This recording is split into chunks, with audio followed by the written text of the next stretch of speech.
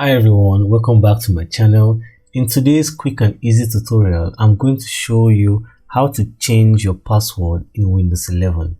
Let's get started. So once you have your computer open for you, the first thing you want to do is to head over to the search tab at the bottom of the screen. Here you want to head over and search password. And then you should find an option here that says change your password. Head over and select this. And then from here, once this is open for you, you can find here you see password. Sign in with your account password. Head over and click on the drop down arrow just beside this.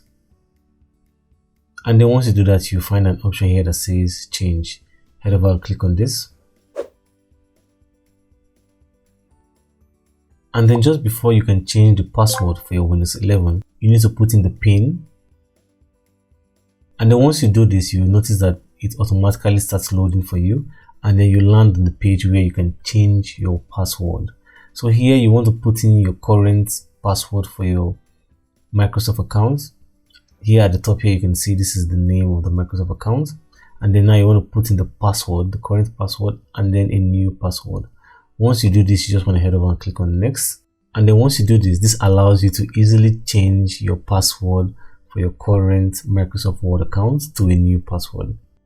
Alright guys, that's all for this quick and easy tutorial. If you found the video helpful, please leave the video a like. And if you want to watch more tutorials like this, don't forget to subscribe to this channel. Hope to see you guys in the next one. Have a great and wonderful day.